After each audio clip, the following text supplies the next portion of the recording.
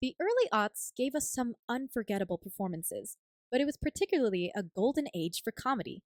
Camp and flair defined the era, so it's no wonder that among the most notable performers of this time was none other than America's chubby sweetheart, Jack Black. From his beginnings with smaller roles in films and sitcoms, and his turn as the frontman of his irreverent rock band Tenacious D, to his lead roles in Shallow Hal in 2001, School of Rock in 2003, and Shark Tale in 2004, Jack Black was quickly cementing himself as one of the funniest men alive. Then came my introduction to Jack Black as a child, in the Jared Hess directed film Nacho Libre.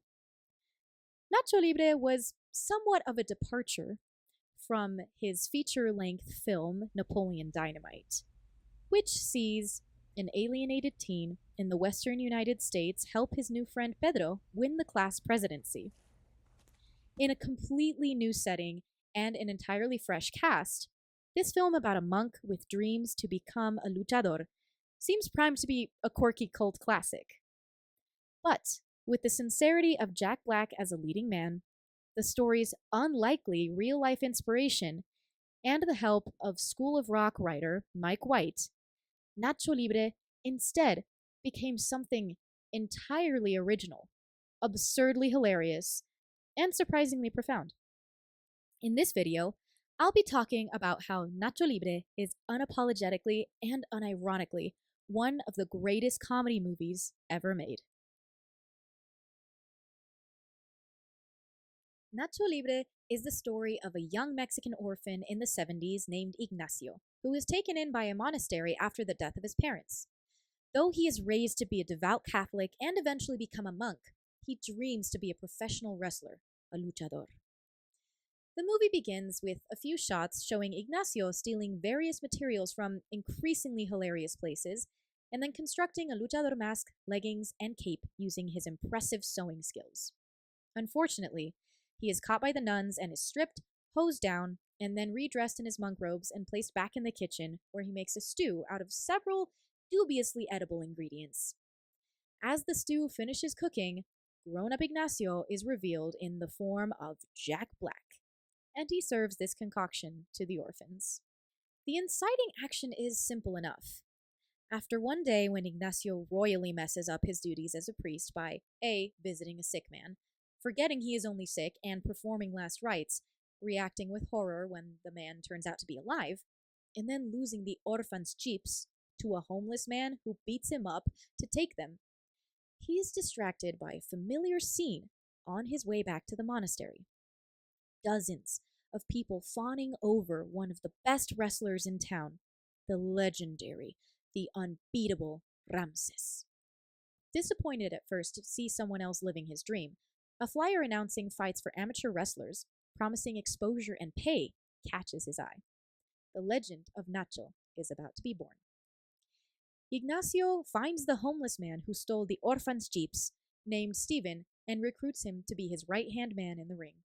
What ensues is nothing short of slapstick brilliance, complete with a parody of training montages that evoke the Rocky franchise, and a series of disastrous fights, where the now wrestlers Nacho and Esqueleto are beat up over and over, but still manage to make good money from the fights.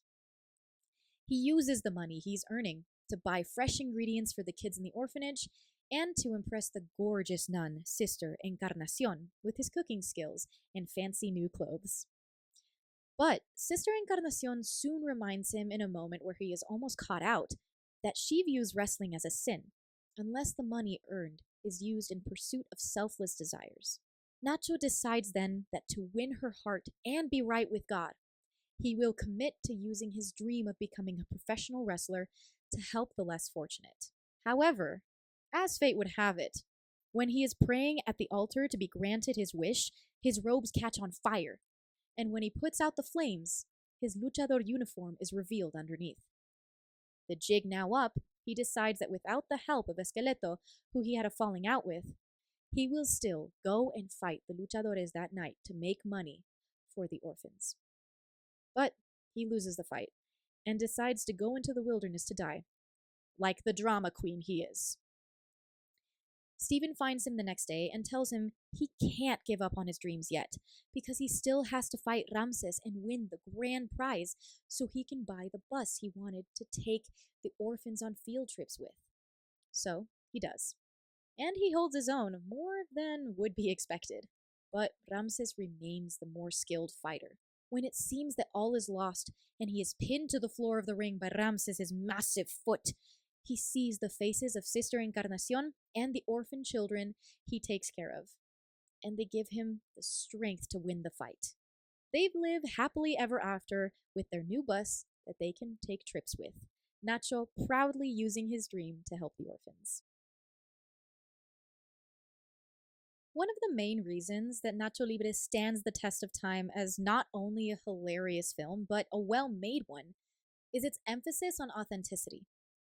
The entire main cast, with the exception of Nacho himself, are played by Mexican or Latin American actors. Héctor Jiménez, who plays Esqueleto, was born in Guadalajara, and Ana de la Reguera, who plays Sister Encarnacion, grew up in Veracruz. As a Latina myself, things like this do not go unnoticed, especially when Hollywood has a long history of brownface and insensitive casting practices. Looking at you, 1950s West Side Story.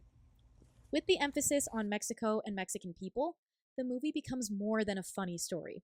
It's a hotbed of inside jokes that only Latinos will catch, but it's still funny enough that it's easily accessible to the American audiences that would be drawn in by talent like Jack Black. The setting itself authentically chases a 70s small-town Mexico vibe, and while most of the interior scenes were shot in the Universal Studios backlot, the film was partially shot in and around Oaxaca, Mexico. You can even visit many of the filmed locations in Oaxaca. A popular tourist destination is Las Peñitas Sanctuary, the church used in the film. Though the score was composed by Danny Elfman, several songs by the Mexican band Mr. Loco are featured in the film, including Religious Man as the titular song, Papas, and Bubblegum. Formed in 1975, the band blends pop rock and Latin American folk music for a specific sound that evokes 1970s Mexico at the era when lucha libre retained its unique roots in the country. In addition to these, Jack Black added his own comedic flair to the movie by performing Forbidden Nectar for the movie's soundtrack, which was written by Alfonso Córdoba. He also improvised 2 songs in the film, I Am Singing at the Party,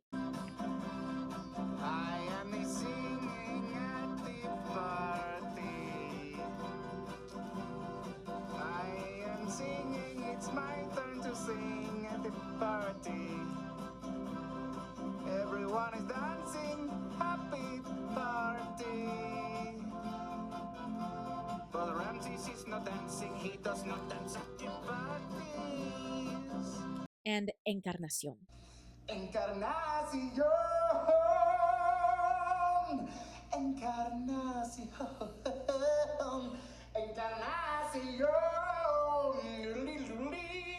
Encarnacion. Several slapstick comedic tools are used in the film, such as the tablecloth snatch which Nacho employs to get material to make his homemade costumes a la Spider-Man. The sound design for this movie is also hilarious.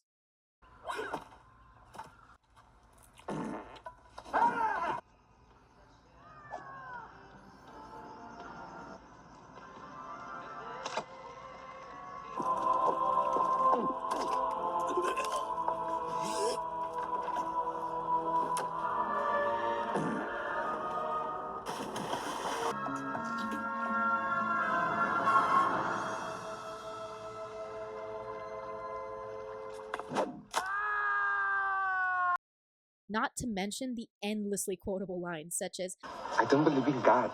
I believe in science. Because I only believe in science. When you are a man, sometimes you wear stretchy pants in your room. It's for fun. Go now! So that sister and I may talk of holy things. My favorite animal is puppies. I hate all the orphans in the whole world.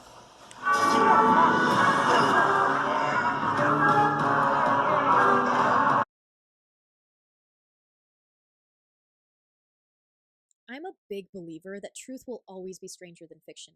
And in my opinion, there is no greater example of that than the story of Sergio Gutierrez Benitez, otherwise known as Fray Tormenta, the loose inspiration for the film and a real life friar who moonlighted as a luchador in order to raise money for the orphanage he headed. Sergio was born on February 5th, 1945, in Hidalgo as the 16th of 17 children.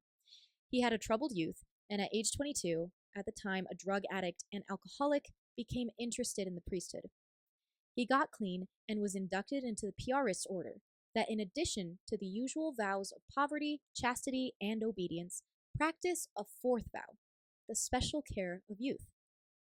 After training in Rome, then Spain, he taught philosophy and history at Roman Catholic universities in Mexico and later became a secular priest in the Diocese of Texcoco, where he founded an orphanage. It would serve as the home of 270 children. In need of money to take care of them, he began to think of ways to support them. Having long been inspired by films such as El Tormenta and Tormenta en el Ring, both of which featured priests who became luchadores to support poor orphans, he in turn became the masked wrestler known as Fray Tormenta, or Friar Storm, making his professional debut in 1973. But seriously, how meta is that? I mean, the man basically did what we've always dreamed of, actually becoming Batman after watching The Dark Knight. His successful career as a wrestler would go on for 38 years, as he retired in 2011. During that time, he lived a true superhero double life, letting no one find out that the priest and the luchador were one and the same, saying, "No one would have taken me seriously as a wrestler had they known I was a priest."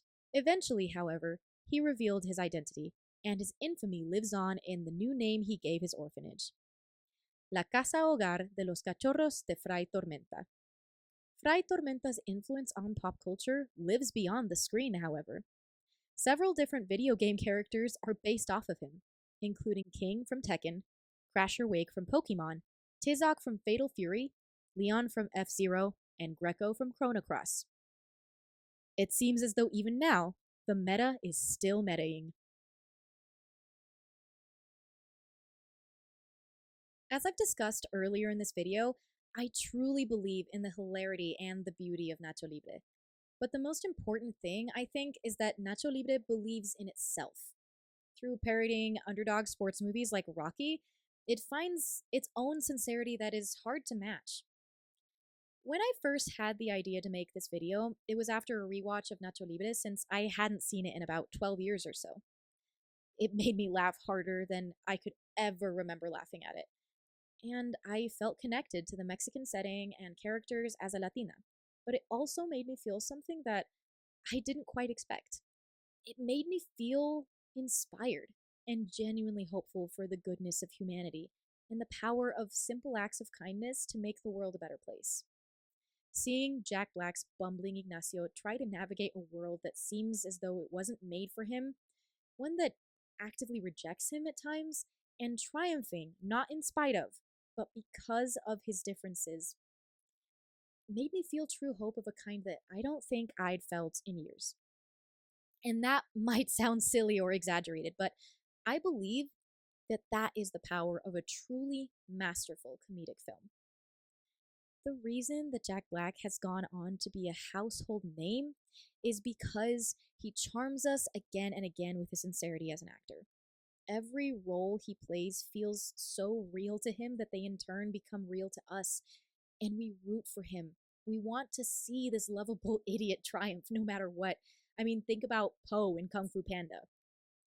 Nacho Libre is silly and absurd, but beneath the quirkiness and melodrama of Ignacio is a young man who was once just a kid with a dream, who now sees the chance to do some good with his life, to help those he loves most by following his passion, much like his real-life inspiration, Sergio Benitez. To me, that is what makes this film truly great. Because when I rewatched Nacho Libre after all those years, I knew I would laugh my ass off at Ignacio and Esqueleto's training montage, and the slapstick comedy, and Jack Black's ridiculous musical improvisations. But what I didn't expect was to be genuinely moved by the climactic scene, when he is pinned down in the ring by Ramses, the big bad, the final boss of this story, and when it seems that all hope is lost. for the opening notes of Religious Man, plaintive and simple, to be played as the only thing we can hear over the cheering and the screams as he turns to see Sister Encarnacion and Chancho wearing a makeshift lucha libre mask, there to support him at the match.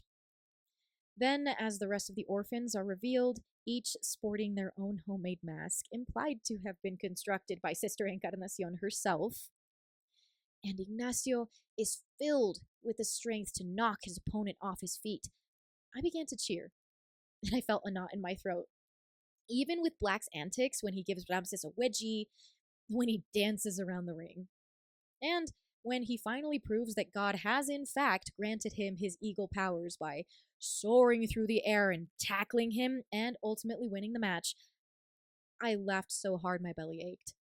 But I was genuinely moved from the sincerity of his victory. Because in that moment, as absurd, as silly, as childish as the movie is and the characters are, Nacho became real to me. Because he represents what so many of us are. Just people trying to do right by those we love and those who love us in return. Nacho Libre isn't a complicated film, but sometimes those are exactly the kind of stories that are the most profound. It's the kind of movie that reminds us that oftentimes it's the simplest acts of everyday kindness that can have the most impact. And after almost 20 years, it's still hilarious. It's a love letter to Mexico, to Latinos, and most importantly, to the Sergio Gutierrez Benitez who continues to inspire us 50 years on. Thank you so much for watching, everyone. I sincerely hope you've enjoyed this video. If you did, like, comment, and click the bell so that you can stay on top of my latest uploads. This is Goth Academia. Thank you so much for your support of my channel. And as always, remember, the unexamined movie is not worth watching. Bye!